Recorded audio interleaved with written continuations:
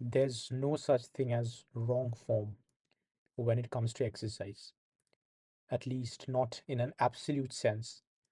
I know that this might sound like a very bold or even reckless statement, especially in a world where proper form is preached as gospel and we have different schools of thought often battling one another.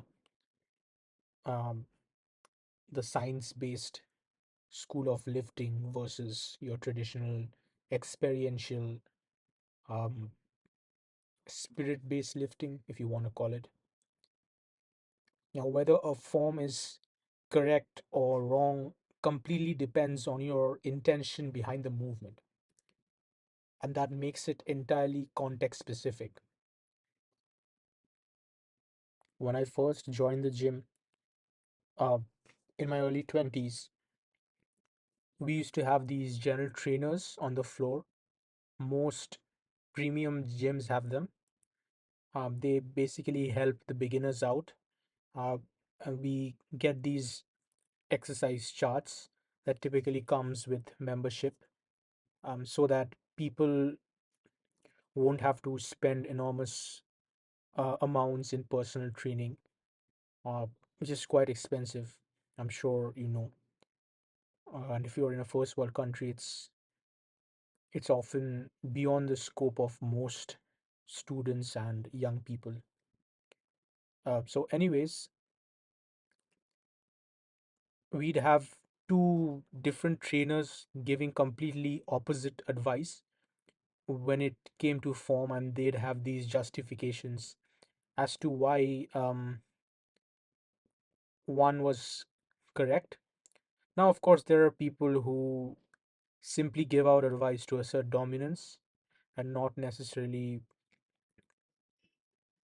seek out the truth and what actually um, is a correct information.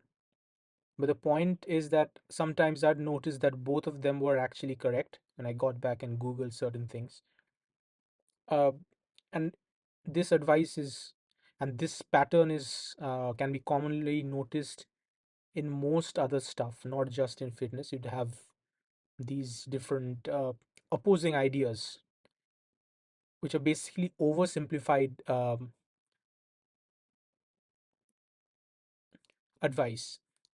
So without the nuances being revealed, will often end up getting more confused than being informed.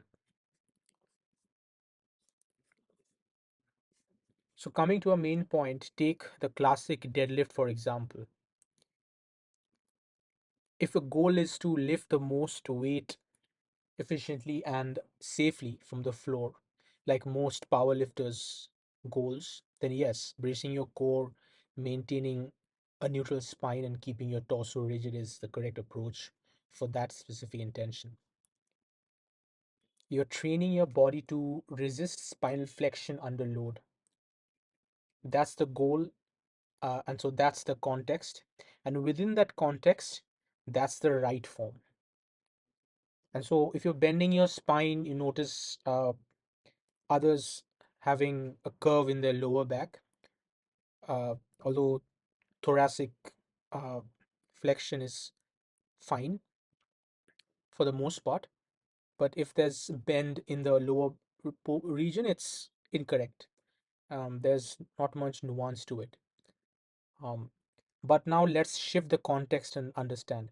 Think about Jefferson curl, right? You can Google Jefferson curl or search on YouTube. It's basically just it's curling your spine very slowly using extremely light load, and the intention is to train spinal flexion under control.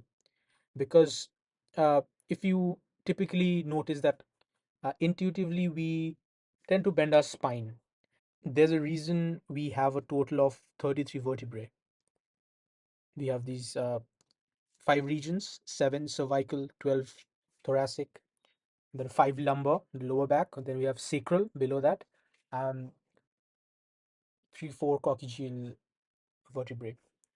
So the point is that the whole reason why we have 33 vertebrae is because we are able to move it based on the demand. And so training the Jefferson curl is done with the intention of training spinal flexion under control segment by segment. You roll down slowly with a loaded barbell, intentionally rounding your spine, stretching and strengthening not just the spinal erectors, but also the deep spinal ligaments, fascia, and smaller stabilizer muscles.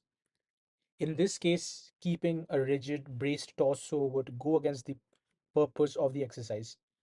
So, rounding the back in this context isn't wrong, it's the whole point. And then there's strongman training as well. Take the Atlas stone lift. If you're a fan of strongman, then this lift needs no introduction. But just in case, it's basically lifting a large spherical stone uh, from the ground to a platform. And it's nearly impossible to maintain a textbook deadlift form in that movement. Uh, I wouldn't even say nearly impossible. It's completely impossible because the heavier it gets, the larger the overall size of the stone. And even big guys, 6 feet 8, 7 feet strong men, uh, kind of wrap themselves around the sphere. So you have to round your back to get around the stone. Now, deadlift strength may surely carry over, but that's not enough. So the mobility demands are slightly different, and the heavier it gets, the more the difference is also like the difference is also pronounced proportionally. You also need your spine and surrounding tissues to be conditioned to handle load in a flex position. If you never train that ability, relying only on neutral spine deadlifts, you might actually increase your injury risk in those situations. Oftentimes, there are people who are so addicted to lifting, to deadlifts or squats, that they often neglect sort of the flexion training and mobility of the spine, of the internal structure of the spine. Of course, you are going to do your uh, other stretches, even if you're doing those stretches. Uh, if you don't train your spine in the bent, uh, in the context of in the bent position, basically, you might end up s- having stiff joints down the road. So again, there's no universal right or wrong form. There's only form that makes sense for the goal you're chasing. The body adapts to what it is exposed to. If you train only one pattern, you'll be strong only in that pattern. And sometimes obsessing over maintaining one perfect shape can make you fragile in all the others. That doesn't mean you should ignore technique. It means you should always ask, what's the purpose of this movement? What am I trying to adapt to? And that's the real guide. Uh, it's You'll be correct 99% of the time, because when the intention changes, the rightness of the form does too.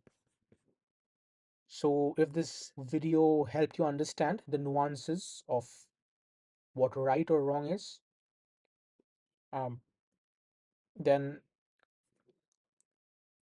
like this video, subscribe to my channel if you want to keep up with the things I have to say. There'll be a lot more coming on this channel. And I also provide coaching, and the email will be in the description box. And if not, you'll definitely find it in the channel's description.